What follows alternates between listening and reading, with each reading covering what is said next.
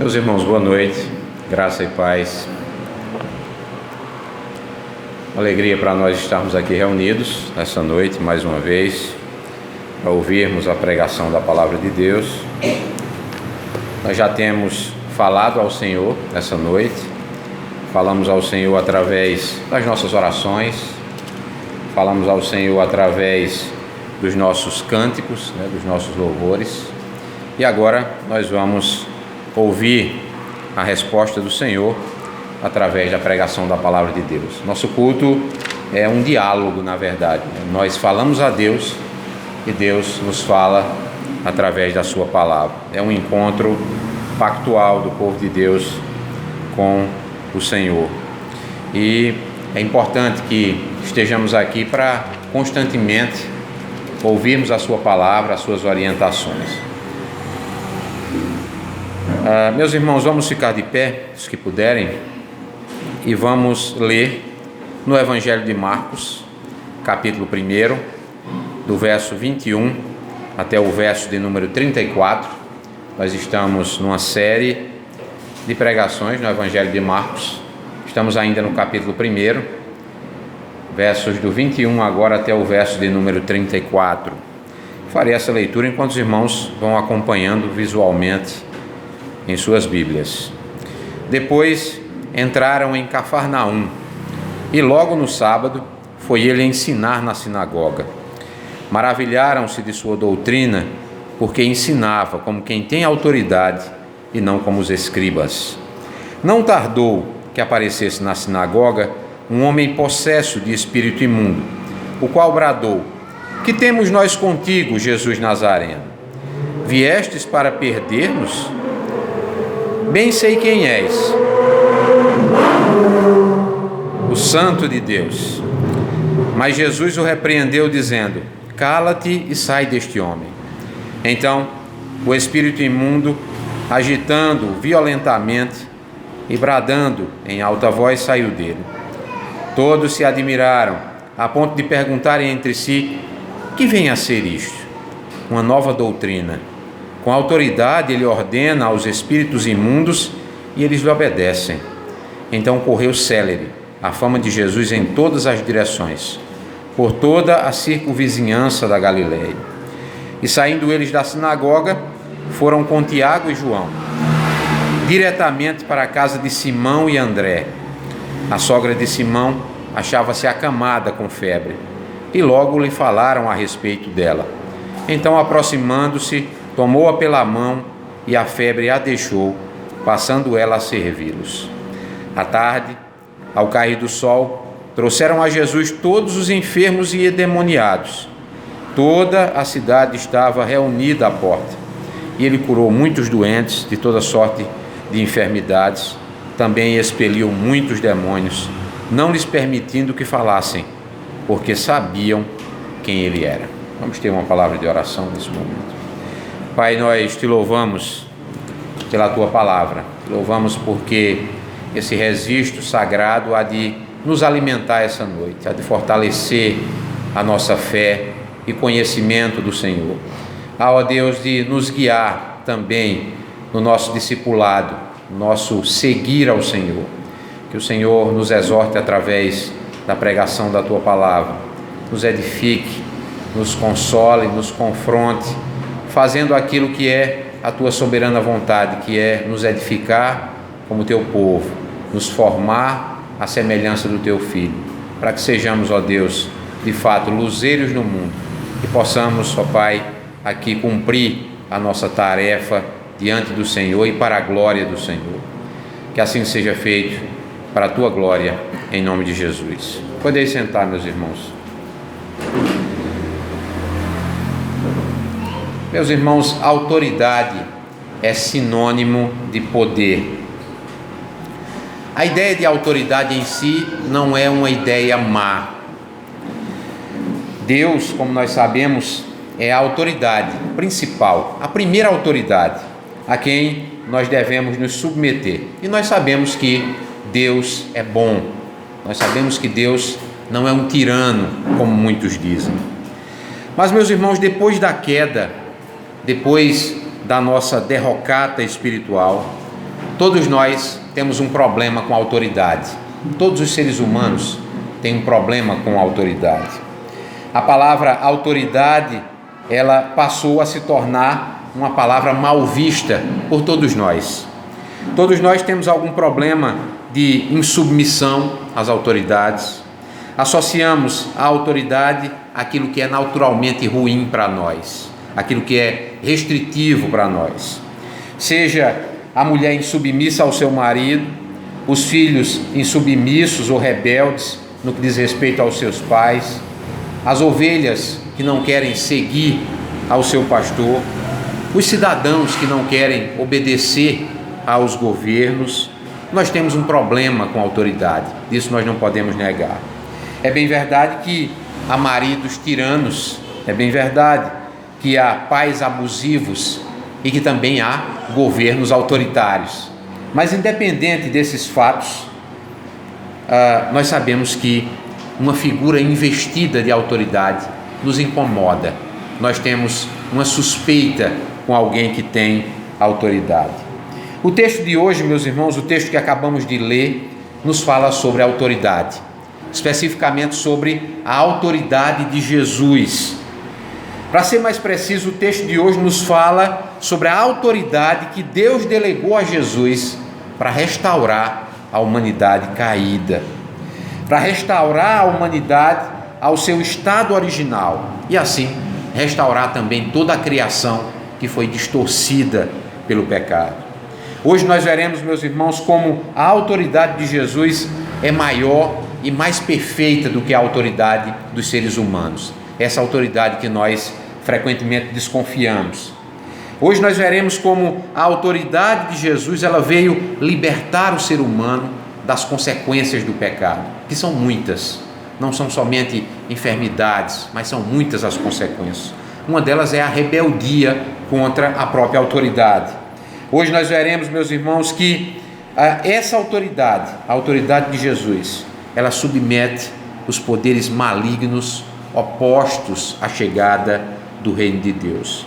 Veremos por fim como a chegada da autoridade do reino de Deus é capaz de restaurar o ser humano integralmente. Nós veremos isso em 3 partes. Em primeiro lugar, do verso 1 ao verso, ou melhor, do verso 21 ao verso 22, nós veremos que a autoridade de Jesus é maior e mais perfeita do que a autoridade dos seres humanos. Em segundo lugar, do verso 23 ao verso 28, veremos como a autoridade de Jesus submete a autoridade dos poderes malignos que eram opostos à chegada do reino de Deus. E por fim, em terceiro lugar, do verso 29 ao verso 34, veremos como a chegada da autoridade do reino de Deus restaura o ser humano integralmente. Então, meus irmãos, apenas para nos situar, na última semana que estivemos reunidos aqui, na última vez que estivemos juntos, nós vimos no último sermão como Jesus chamou os seus primeiros discípulos, os 4 primeiros discípulos de Jesus, a fim de, como vimos, restaurar Israel ou formar o novo Israel de Deus, a fim de abençoar todas as famílias da terra, conforme aquele chamado original que ele fez a Abraão para formar o primeiro Israel. Nós vimos como esse chamado dos primeiros discípulos é muito semelhante àquele chamado de Abraão para deixar tudo e abençoar todas as famílias da terra. O Evangelho de Marcos, ele nos apresenta agora a primeira missão de Jesus ao lado desses primeiros discípulos, a fim de começar essa obra de restauração, não somente de Israel, mas de todo o mundo, de todo o cosmos. Isso começa justamente na cidade de Cafarnaum. Então vamos ver isso aqui a partir do verso de número 21. Deixe sua Bíblia aberta para acompanhar a exposição da palavra de Deus. Então veja o que é que dito aqui. Depois entraram em Cafarnaum e logo no sábado foi ele ensinar na sinagoga. Observe que Jesus, após chamar os seus primeiros discípulos no mar da Galileia, no lago de Genezaré, Jesus se dirige à primeira cidade da Galileia, talvez uma das cidades mais importantes da Galileia, a cidade de Cafarnaum. Era uma cidade que ficava a noroeste do mar da Galileia. Na verdade, nós chamamos essa cidade de cidade, né, porque nós projetamos o conceito que nós temos de uma cidade hoje em dia, com milhares de habitantes, com casas suntuosas, com ruas, com prédios, mas Cafarnaum deveria ser chamada de vila nessa época. Há controvérsias, os historiadores dizem que a cidade tinha cerca de 2.000 habitantes na época de Jesus, outros vão dizer que tinha até mesmo 10.000 habitantes, seja como for, uma cidade com 2 ou 10.000 habitantes não passa para nós hoje de uma pequena vila, mas para aquela época e para aquelas proporções era uma cidade importante. Era também uma importante rota comercial, era a entrada para a região da Galileia. E na verdade nós encontramos aqui também uma importante coletoria de impostos para o Império Romano. Lembrem-se, em Cafarnaum, que nós encontramos um apóstolo de Jesus que era um cobrador de impostos. Era Mateus, o coletor, né? Levi, como era conhecido também. Talvez o segundo nome de Mateus, ou mesmo o primeiro, não sabemos, mas sabemos que é a mesma pessoa. Então, é nessa cidade que nós temos também um importante ponto de coleta para os impostos que o Império Romano colhia dos judeus. Então, não é à toa que Jesus escolhe essa cidade para fazer a sua primeira missão. E como nós veremos no Evangelho de Marcos, nas próximas semanas, nós veremos que Jesus ele vai morar em Cafarnaum. Outros evangelistas também dizem isso. Jesus tem uma casa em Cafarnaum porque é um ponto estratégico, e a partir de Cafarnaum ele é capaz de atingir todas as cidades da Galileia. Então, no verso 21, nós lemos aqui que Jesus entrou em Cafarnaum com seus primeiros discípulos, os 4 primeiros discípulos, e que no sábado, que é um dia sagrado para os judeus, é o dia em que os judeus não trabalham, é o dia em que os judeus vão para o templo ou vão para a sinagoga para passar o dia orando, lendo as Escrituras, explicando as Escrituras. Então nós temos aqui um dia que é um dia sagrado para os judeus, e Jesus, como nós sabemos, era um judeu. Sendo um judeu, ele não era um revolucionário no que diz respeito a essas tradições religiosas. Jesus frequentava a sinagoga. Nós vemos isso em todos os evangelhos. Jesus frequentava o templo em Jerusalém, embora nos evangelhos nós encontremos apenas 3 ocasiões em que ele vai até Jerusalém, possivelmente vai até o templo, mas o fato é que Jesus participava da vida religiosa do seu povo normalmente. Mas o que era a sinagoga? A sinagoga era o lugar, como já dissemos, onde os judeus eles se reuniam para ler as Escrituras, explicar as Escrituras e fazer orações. De acordo com o estudioso Edward Schweizer, no seu comentário de Marcos, qualquer judeu tinha permissão de participar ativamente do momento de oração, do momento de leitura e mesmo do momento de explicação das Escrituras do Antigo Testamento. Então, quando nós lemos esse texto aqui, o verso 21, não pensem que Jesus era considerado em Cafarnaum, porque ninguém o conhecia em Cafarnaum, e que por isso alguém lhe deu a oportunidade na sinagoga para falar. Não era isso, não era assim que acontecia. Nem tampouco em Nazaré, a sua terra, onde foi criado. Nem tampouco lá, como Lucas narra no capítulo 4 também. A verdade é que qualquer judeu, qualquer um que fosse um verdadeiro judeu e estivesse na sinagoga, poderia se levantar do seu lugar, ir lá para frente, pegar as Escrituras, ler e explicar. Qualquer pessoa podia fazer isso. É por isso que Jesus faz isso no verso 21. Ele sabe que a sinagoga, tanto ele quanto Paulo vão fazer isso. A sinagoga é o lugar propício para quem tinha o que ensinar. Era um lugar adequado para quem tinha o que dizer às outras pessoas, aos outros judeus. Então, nós encontramos aqui Jesus ensinando na sinagoga. No verso 22, Marcos nos revela que os escribas, muitos deles pertenciam a seitas religiosas, os fariseus, os saduceus. Os escribas não eram uma seita, ok? Embora o Novo Testamento os trata com muita hostilidade, porque a maioria deles é adversário de Jesus. Os escribas eram profissionais que copiavam as Escrituras, faziam cópias das Escrituras, tradução das Escrituras, e entregavam essas cópias, liam essas cópias, explicavam. Muitos deles eram mestres da lei, explicavam essas Escrituras. Então não se tratava de uma seita, era basicamente uma profissão, era um copista. Então os escribas, Marcos nos revela aqui, eram professores, talvez os principais professores na sinagoga. Observe o verso 22, quando ele diz que eles não ensinavam com autoridade. No verso 22, diferentemente de Jesus, e nós já vamos voltar a isso. Então, o texto nos diz que as pessoas da sinagoga, ao ouvirem o ensino de Jesus, que Marcos não diz qual é, ele não diz o que Jesus ensinou naquele sábado em Cafarnaum, Marcos não nos revela, ele apenas diz que as pessoas se maravilharam do seu ensino, porque os ensinava como quem tem autoridade, e não como os escribas. Então aqui nós sabemos que os escribas eram professores que não tinham reputação diante das pessoas, não tinham autoridade. Ninguém acreditava no que os escribas diziam. Talvez porque havia um descompasso entre aquilo que os escribas ensinavam e aquilo que de fato eles faziam, ou como eles viviam, ou no que eles acreditavam. O fato é que eles não tinham autoridade diante das pessoas. Marcos, como eu já disse, não nos dá detalhes do que Jesus ensina, do conteúdo do seu ensino naquele dia na sinagoga.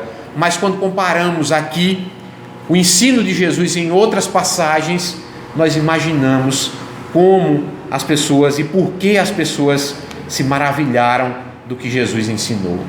Observe aí Mateus capítulo 7, verso 28. Abra esse texto e leia, porque esse texto é o último verso do Sermão da Montanha. É o último verso de todo aquele sermão que Jesus ensinou sobre o adultério, sobre a vingança, sobre a pureza, sobre a interpretação correta da lei, sobre o amor ao próximo, sobre a oração. Então, nós temos todo o ensino de Jesus que Marcos não mostra aqui, nós temos no outro evangelho, o evangelho de Mateus. Todo aquele ensino, que observe no capítulo 7, verso 28, como termina o sermão do monte narrado por Mateus. Mateus diz que quando Jesus acabou de proferir essas palavras, todo o ensino do sermão da montanha, estavam as multidões maravilhadas do seu ensino, porque ele as ensinava como quem tem autoridade, a mesma coisa, e não como os escribas. Então, aqui nós já sabemos, meus irmãos, qual é a diferença entre o ensino de Jesus e o ensino dos escribas. Basta compararmos com o que Jesus ensina no Sermão do Monte, no Evangelho de Mateus. Como alguém já disse, a autoridade de um líder não pode apenas ser formal, ou seja, não é apenas um cargo que alguém deu para que fulano seja um líder e pronto, as pessoas vão segui-lo porque alguém deu esse cargo a fulano. Não, na verdade, a autoridade de alguém é formada moralmente. E essa é a grande diferença entre Jesus, ou a autoridade de Jesus, e a autoridade dos falsos mestres dos seus dias. Jesus vivia conforme ensinava. Jesus dava exemplo e deu exemplo até o final de tudo quanto ensinou. Viveu de fato a lei de Deus, diferentemente dos escribas e também dos fariseus, que se consideravam os mais puros. Então, meus irmãos, a diferença aqui, o maravilhamento das pessoas, Marcos usa aqui uma palavra que não aparece em nenhum outro lugar no Novo Testamento, quando ele diz que maravilharam-se as pessoas. É uma forma de dizer que as pessoas ficaram abismadas, de boca aberta, com o que Jesus dizia. Mas não somente, nós veremos isso agora, no nosso segundo ponto, não somente o que Jesus dizia, não eram apenas as suas palavras, eram também o efeito das suas palavras. Nós veremos isso no segundo ponto, verso 23 até o verso 28, a autoridade de Jesus submete os poderes malignos opostos à chegada do reino de Deus. Observe que no verso 23 Marcos diz que mal Jesus começou a explicar as Escrituras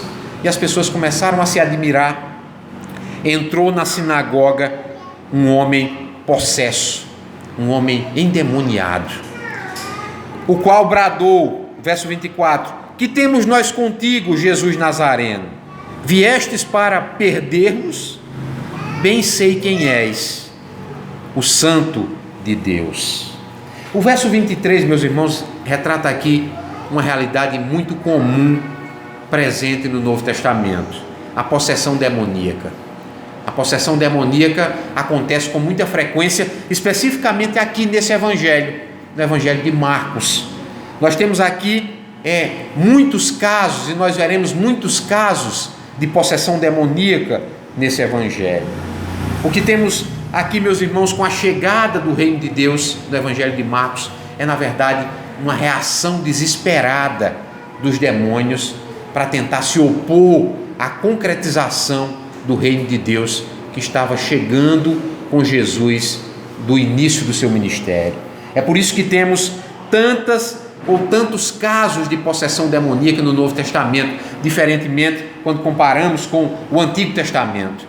O Antigo Testamento, a antiga aliança, retrata pouquíssimas aparições do mal, pouquíssimas aparições explicitamente do diabo, né? E também da influência do diabo sobre a vida das pessoas. E de repente, no Novo Testamento, com o nascimento de Jesus, com o início do seu ministério, essas coisas começam a explodir de uma forma estrondosa na Galileia e em todos os lugares onde Jesus se apresenta.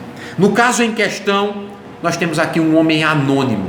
Marcos não diz quem era a pessoa, não disse se era um líder religioso, não disse se era uma pessoa comum ou envolvida com algum ritual de magia ou religião pagã naquela época, não disse se era um judeu ou um gentil, mas o fato é que nós encontramos aqui um homem possesso, e esse homem quer revelar a identidade de Jesus. Ele diz assim: bem sei quem és, o Santo de Deus.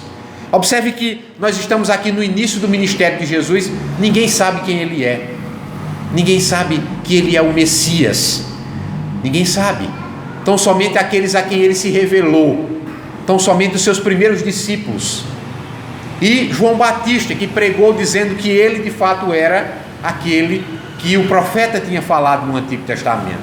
Mas as pessoas não sabiam quem era Jesus.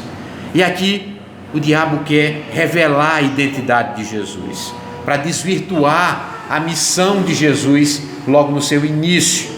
Os estudiosos do mundo antigo, eles entendem que o que ocorre aqui nessa passagem do Evangelho de Marcos é, na verdade, um embate espiritual muito comum que haviam nos rituais de exorcismo no mundo antigo. Havia uma crença no mundo antigo que dizia que quem desvendasse a identidade do outro na hora de uma possessão demoníaca teria poder sobre a outra pessoa. Quem dissesse o nome da outra pessoa teria poder sobre a outra pessoa, sobre aquela situação. E talvez seja isso que o diabo esteja tentando fazer aqui com Jesus. Mas nós encontramos no verso 25 Jesus dizendo: cala-te e sai deste homem. Jesus, na mesma hora, impede essa ação de Satanás e liberta aquele ser humano na mesma hora. E no verso 26 nós temos aqui a narrativa de Marcos dizendo que o espírito imundo, agitando violentamente e bradando em alta voz, saiu daquele homem. No verso 27 nós temos agora a confirmação da autoridade de Jesus. Observe, Marcos vai usar outra palavra diferente para falar da admiração das pessoas, mas ele aqui diz: todos se admiraram, a ponto de perguntarem entre si: que vem a ser isso? As pessoas se admiraram.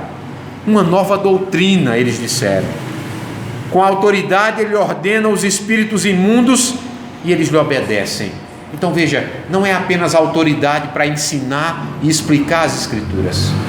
A palavra que saía da boca de Jesus era uma palavra criadora, era uma palavra que mudava a situação, era uma palavra capaz de transformar o estado de um homem escravizado, que eles não sabiam como libertar, porque indica o texto de número, ou melhor, o verso de número 27, que eles já tinham visto uma possessão demoníaca, já sabiam o que era um espírito imundo, mas agora eles veem que uma pessoa apenas com a palavra era capaz de mudar a situação de um homem. Então, a autoridade de Jesus não é a autoridade apenas de falar, é a autoridade também de fazer, de mudar a realidade. Então, é por isso que aqui a sua fama, como diz ainda o texto no verso de número 28, é por causa dessa autoridade prática de Jesus que seu ministério passou a ser bem sucedido nos primeiros anos. Ele passa a ser conhecido em toda a região da Galileia. Observe o verso de número 28. Mas isso não termina aqui.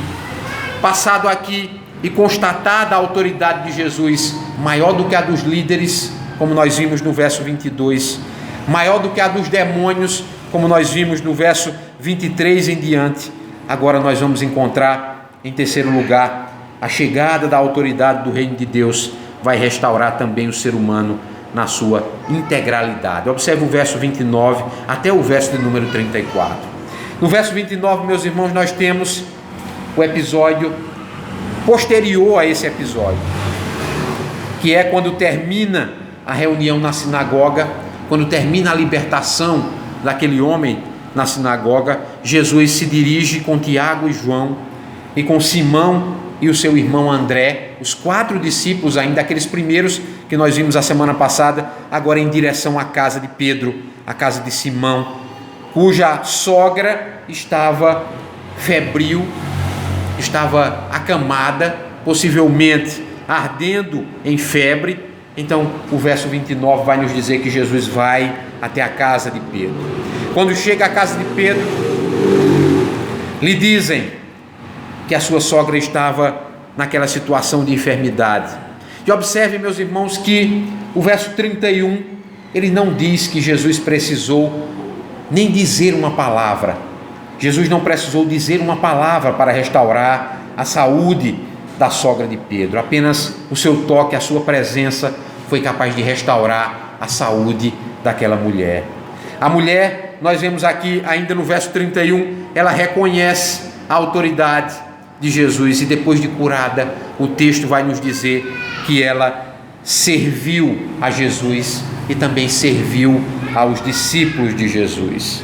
Os versos 32 ao 34 continuam nos dizendo das inúmeras curas e exorcismos realizados por Jesus, as quais, meus irmãos, nós não temos detalhes, mas com certeza evidenciam a chegada do reino de Deus no primeiro advento de Jesus. O reino de Deus não vai chegar ainda, meus irmãos, o reino de Deus já chegou. É isso que o Evangelho de Marcos está dizendo.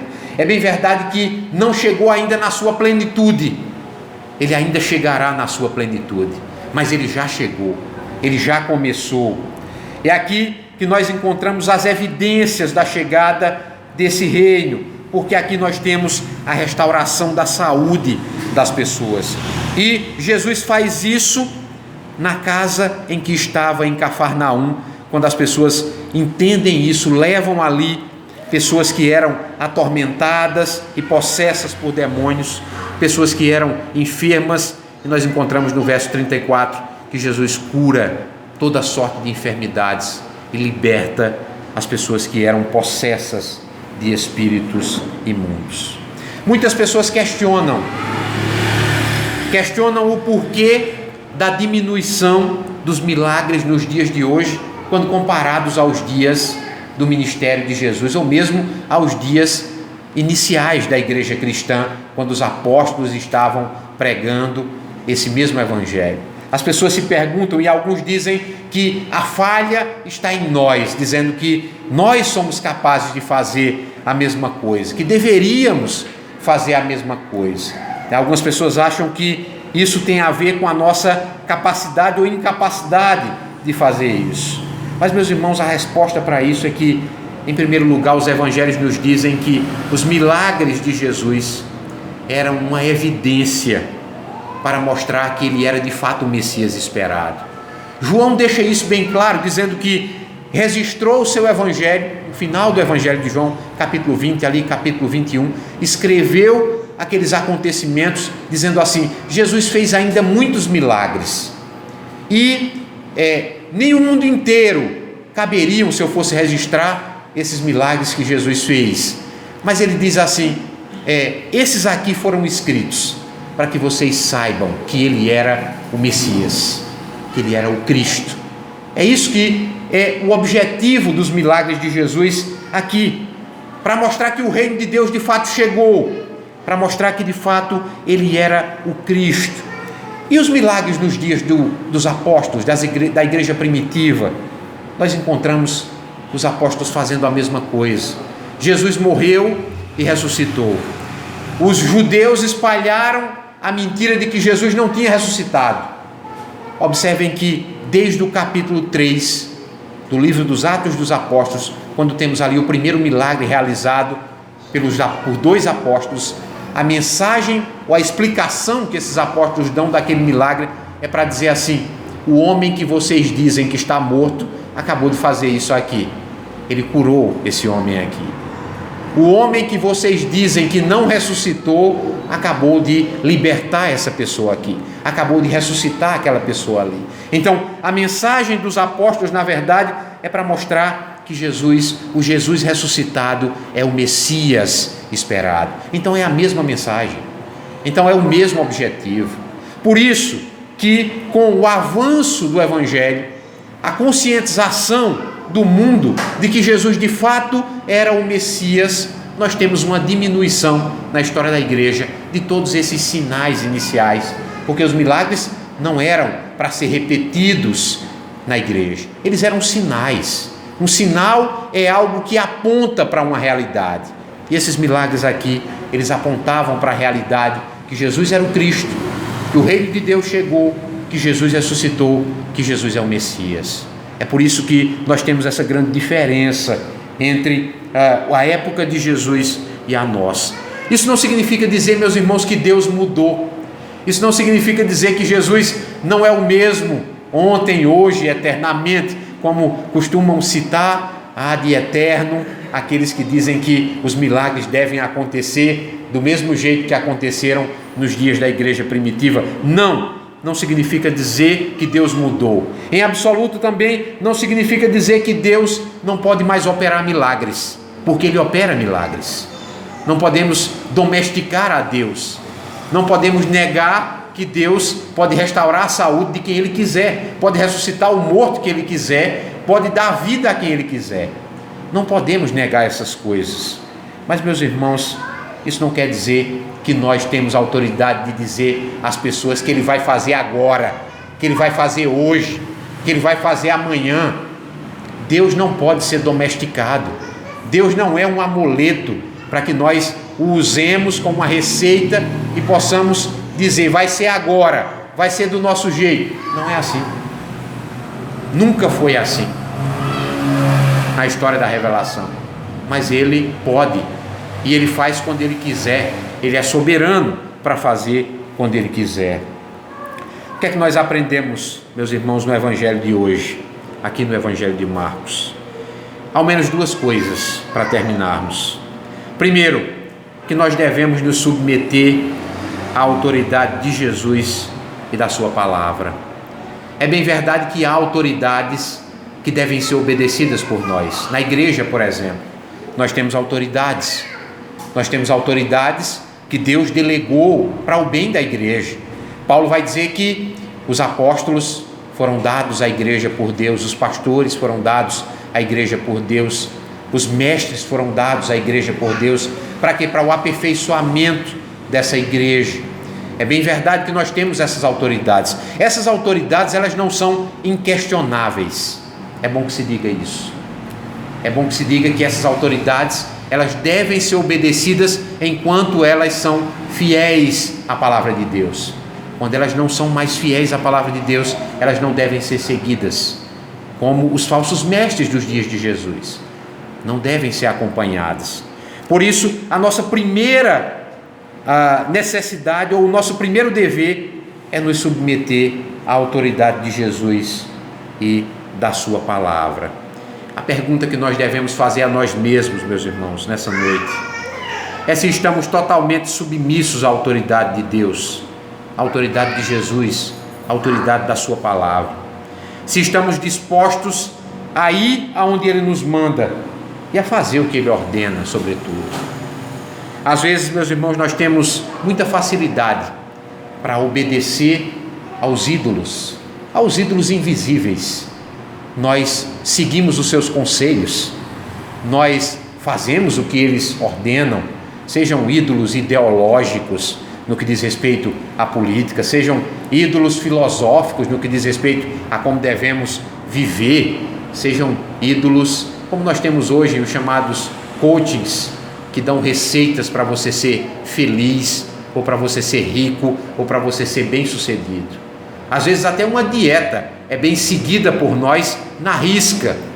Nós fazemos isso de uma maneira inquestionável, achando que aquilo vai de fato mudar a nossa vida, ou mesmo prolongar a nossa vida. E nós fazemos isso sem nenhum questionamento. Mas temos, por causa do nosso coração rebelde, a maior dificuldade quando a exigência é de se submeter ao que a Sagrada Escritura diz, de se submeter ao exemplo de Jesus, por exemplo, de seguir os passos do Mestre, de viver como Ele viveu. Nós temos a maior dificuldade de fazer isso.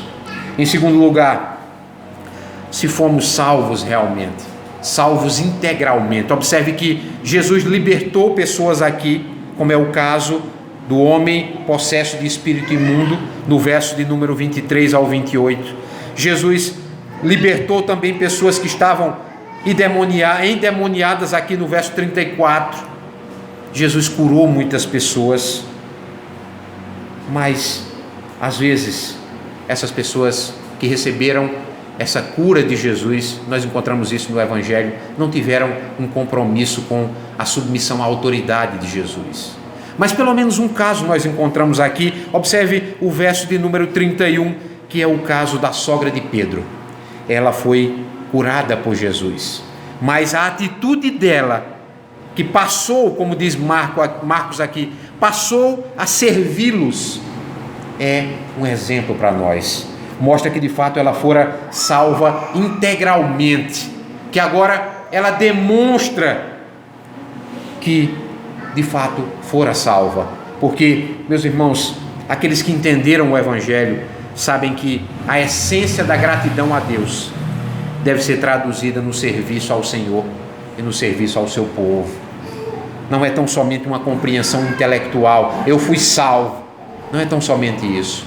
Se essa salvação não se traduzir em frutos, em atitudes, em exemplo, essa salvação foi apenas parcial e não integral, como diz o texto da palavra de Deus. Então que Deus nos abençoe, aplique essa palavra ao nosso coração e que possamos, meus irmãos, nos submeter à autoridade de Jesus, não somente hoje, mas enquanto vivemos. Vamos orar.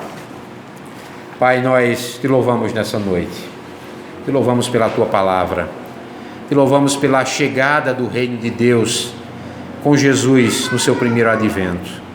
Te louvamos, ó Deus, porque fomos alvo dessa restauração que o Senhor fez, começou a fazer a partir da vida, morte e ressurreição de Jesus.